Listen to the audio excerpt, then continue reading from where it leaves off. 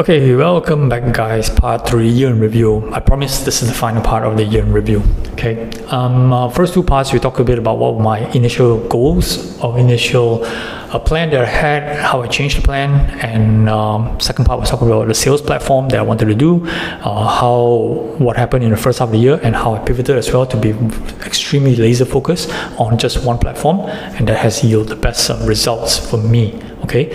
So where I am now, where do I sit now at the end of 2024, okay, compared to where I started in the early part of the year? Where I started in, I would say, end of last year, I had a bunch of inventory, right? I was good to go. I knew I was going to do this full time.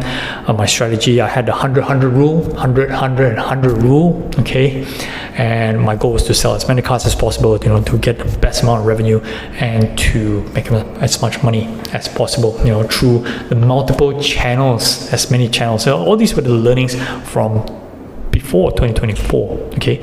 And after experiencing myself this year, right, and I recapped that in my earlier two videos whereby I focus on the quality of the cards, that's the highest priority, focusing on the sales channel, right, to just the one sales channel with Phoenix Collect, it has yielded the best results. So come end of this year, or come right now, where I have now is just a handful, okay, maybe more than a handful, right, but just a small number of cards that's available for sale or in my portfolio, right?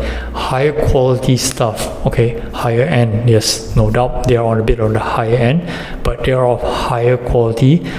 There are, in contrary to what I believed earlier, that I believe that high expensive stuff are harder to move, but you'll be surprised that if you have high quality investment grade stuff, the Michael Jordan's exquisites, big LeBron cards, big Luka cards, you find that they're actually quite easy to move, right? There are no short of people demanding these cards, but it all comes down to the negotiation, right? That's something that it's actually in your favor because you have the card. Money for them, it's kind of not an issue, but they don't want to overpay, so it's trying to find the right balance. Okay, whereas compared to cards that's easily available, it's high pop cards, right? There's tons and tons. If you're not the right seller, they can just hop on to the next guy. But if you hold the right quality card, you actually find yourself, in a pretty good spot. And using Fanatics Collect as the point of sale,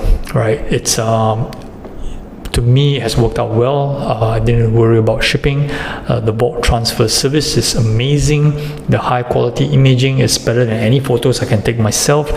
The rates on the dealer program is good. Okay, so I still send cards to PSA. I'm not saying that I'm doing everything at more than $1,000. I still do cards that's above $200. That's great worthy. I still send to PSA. And I still cycle this through the weekly auctions.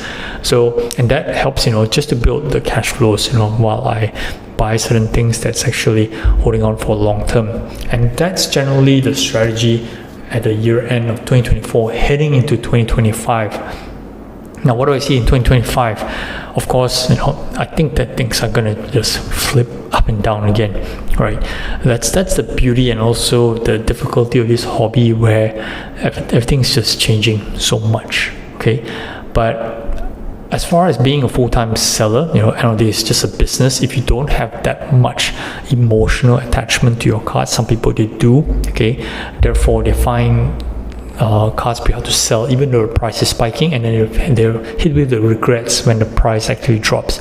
So for me, I still treat this as a business. I like the cards that I actually have. It's not that I hate them. I just feel disgusted looking at them. I love those cards, but everything has a price. I still view this as a business, and I still, of course, as a business, the mindset is to make money, and you find the best ways possible to make money. And the best part is, because I'm dealing with stuff that I do enjoy, it's a fun process. So 1 year in, full-time, challenging, yes, stressful at times, yes, but just loving a lot of the learnings that I have along the way.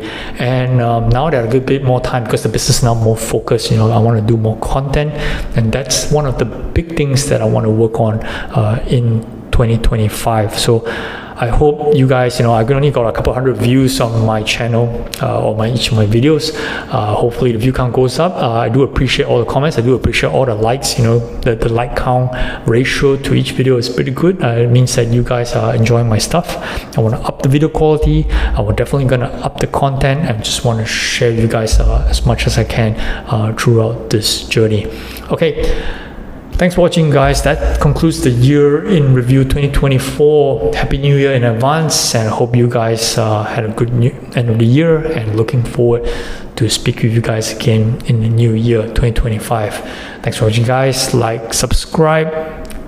Again, Kawas out.